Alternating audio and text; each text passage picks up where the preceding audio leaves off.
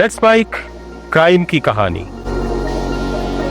UP का श्री प्रकाश शुक्ला एक बार बिहार आया था क्योंकि उसका एक साथी गायब हो गया था और यह खबर थी कि उसके साथी को शहाबुद्दीन के लोगों ने मार दिया था। एक बाहुबली के आतंक को जवाब देने के लिए दूसरे बाहुबली की जरूरत पड़ी।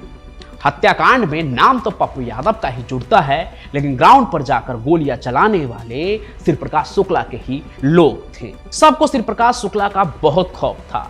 उस वक्त लालू यादव ने अपने चहीते शहाबुद्दीन को उसके सामने खड़ा कर दिया।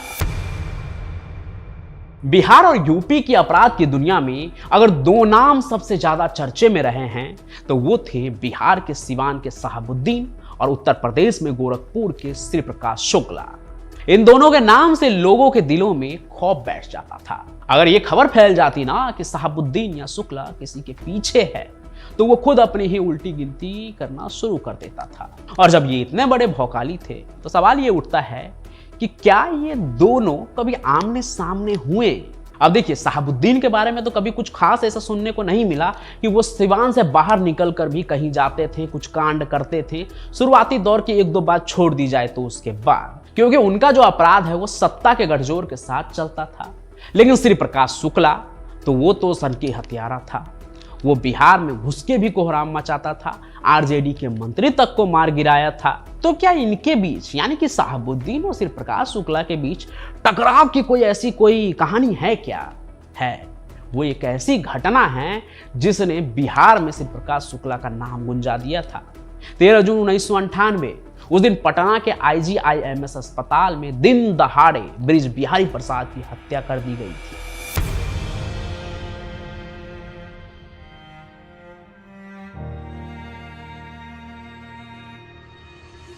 ब्रिज बिहारी प्रसाद लालू यादव के करीबी मंत्री थे।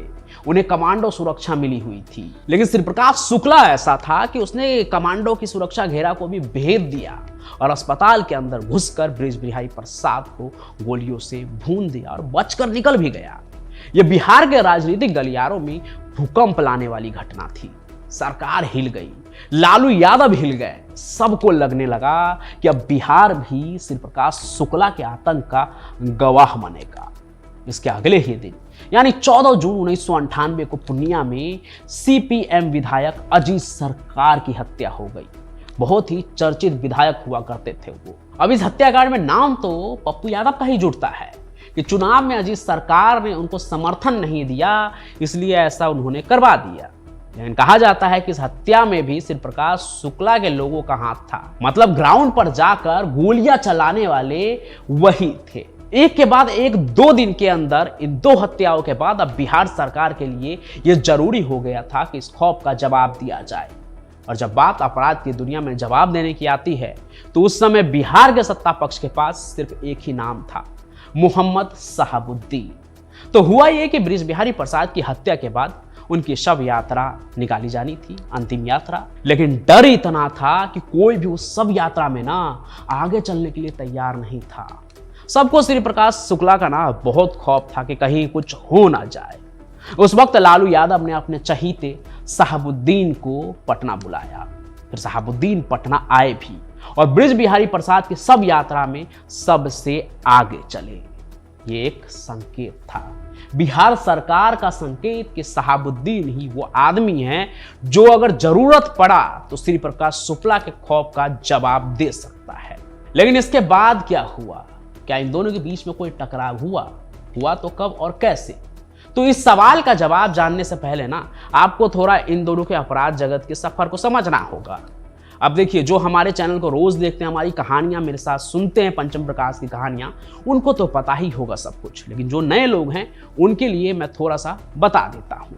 तो देखिए, शहाबुद्दीन का राज सिवान में चलता था। वो राजनीति और अपराध का ऐसा संगम था जिसकी जड़ें लालू राज तक फैली हुई थी। दूसरी तरफ श्री प्रकाश शुक्ला का नाम तब उभरना शुरू हुआ जब वो यूपी में एक्शन की किलर के तौर पर पहचाना जाने लगा। दोनों के अपराध के तरीके अलग थे, दोनों की दुनिया अलग थी और शायद यही वजह थी कि इनके रास्ते कभी एक दूसरे से टकराए नहीं। शहाबुद्दीन को सिवान का बेताज बादशाह कहा जाता था।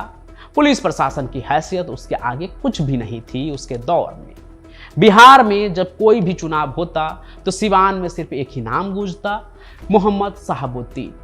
वो न सिर्फ एक बाहुबली थे बल्कि राजनेता भी थे। उनकी हनक इतनी थी कि लोग उनके खिलाफ बोलने से भी डरते थे। उनके लिए कानून कोई मायने नहीं रखते थे। एक तरह से कहे तो सिवान में वही कानून थे, वही सब कुछ थे, कोर्ट, पुलिस, कचहरी, सब। पुलिस प्रशासन, नेता सब उनके आगे बौने थे। सिवान में एक तरह से कहे तो पैरेलल सरकार चलती थी। दूसरी ओर उसी वक्त यूपी में श्री प्रकाश शुक्ला का आतंक बढ़ रहा था। वो गोरखपुर का रहने वाला था और उसका नाम तब चर्चे में आया जब उसने रेलवे की जमीन पर कब्जे के लिए कत्ल पर कत्ल करना शुरू कर दिया। वो एक ऐसा अपराधी था जिसे सिर्फ पैसों से मतलब था, ना कोई राजनीति, ना कोई जाति, ना कोई धर्म। उसे चाहिए था सिर्फ और सिर्फ पैसा और ताकत। एकाकी वर्चस्व की कहानी श्री प्रकाश शुक्ला का पर्याय बन चुका था। कुछ इस तरह से श्री प्रकाश शुक्ला ने यूपी में अपराध की एक नई परिभाषा लिखी।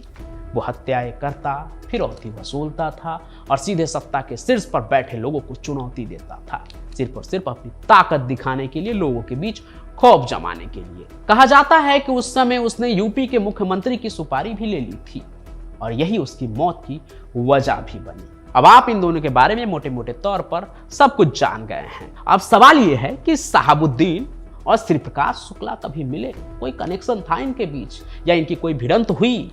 तो इसका जवाब है नहीं, इनके बीच कुछ भी ऐसा नहीं हुआ था। हालांकि कई लोग यह दावा करते हैं कि श्री प्रकाश शुक्ला एक बार बिहार आया था क्योंकि उसका एक साथी गायब हो गया था।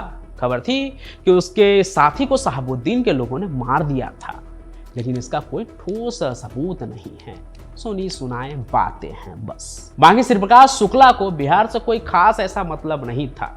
उसका ध्यान यूपी और दिल्ली एनसीआर पर था। उसने कई बड़े बड़े अपराध किए। बिहार में तो उसकी दखल बहुत कम थी। हाँ, यह जरूर कहा जाता है कि जब श्री प्रकाश शुक्ला को अपने उस साथी का सुराग नहीं मिला तो उसने बिहार के कुख्यात सूरजभान सिंह से संपर्क किया था। सूरजभान सिंह उस वक्त बिहार का एक और बड़ा बाहुबली था। लेकिन ये मुलाकात कैसे हुई, किसने करवाई, इस पर कई कहानियां हैं। बृज बिहारी प्रसाद की हत्या की कहानी भी इन्हीं सभी चीजों से जुड़ती है।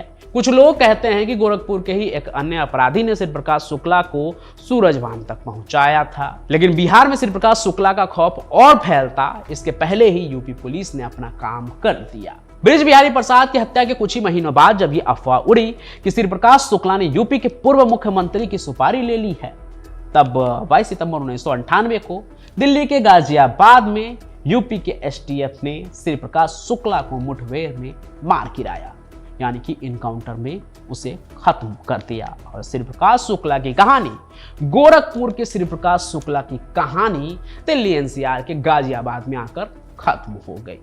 कहते हैं कि आस्की के चक्कर में वहां पहुंचा था और वो मारा गया, नहीं तो श्री प्रकाश शुक्ला को शायद कोई छू नहीं पाता। लेकिन उसकी कमजोरी थी, कहते हैं कि वो नाड़े का ढीला था, इस वजह से मारा गया। खैर, कहानियां तो कई बनती हैं मौत के बाद, और उनमें से कई कहानी ये भी है। उसके साथ दो और सहयोगी जो थे, सुधीर त्रिपाठी और अनुज प्रताप सिंह बताए जाते हैं, वो भी उस मुठभेड़ में मारे गए थे। यूपी एसटीएफ ने इस ऑपरेशन को बेहद सीक्रेट रखा था और अंततः एक ऐसे अपराधी का खात्मा हुआ जिसने पूरे यूपी और बिहार में हड़कंप मचा रखा था। तो अब अंत में यह बात साफ है कि शहाबुद्दीन और श्री प्रकाश शुक्ला कभी आमने सामने नहीं आए। उनके रास्ते एकदम अलग थे, एक सिवान में, एक गोरखपुर यूपी में। और शहाबुद्दीन सत्ता के करीबी थे, राजनीति से जुड़े थे, जबकि श्री प्रकाश शुक्ला सिर्फ पैसों के पीछे भाग रहा था। लेकिन हाँ, एक बात यह भी है कि बृज बिहारी प्रसाद की हत्या के बाद जब पूरा बिहार दहशत में था, श्री प्रकाश शुक्ला के दहशत में, तब शहाबुद्दीन को पटना बुलाया गया था। एक बाहुबली के आतंक का जवाब देने के लिए दूसरे बाहुबली की जरूरत पड़ी। पर कुछ ही दिनों बाद जब श्री प्रकाश शुक्ला का भी एसटीएफ ने काम तमाम कर दिया, तो ये बात तो साफ हो गया कि अपराध की दुनिया में कोई हमेशा के लिए अजय नहीं रहता है। श्री प्रकाश शुक्ला खत्म हो गया, लेकिन शहाबुद्दीन का आतंक उसके बाद भी काफी समय तक जारी रहा, जब तक कि उसे कानून ने अपने शिकंजे में नहीं ले लिया और उसका अंत नहीं हो गया। शहाबुद्दीन का भी अंत काफी बुरा ही हुआ। जेल के अंदर ही उनकी जो है आखिरी सांसें थम गई। बाकी वो कहानी तो आप जानते ही हैं। आप सुन रहे थे let's mind more than radio. Follow कीजिए हमें हमारे सोशल मीडिया प्लेटफॉर्म्स पर।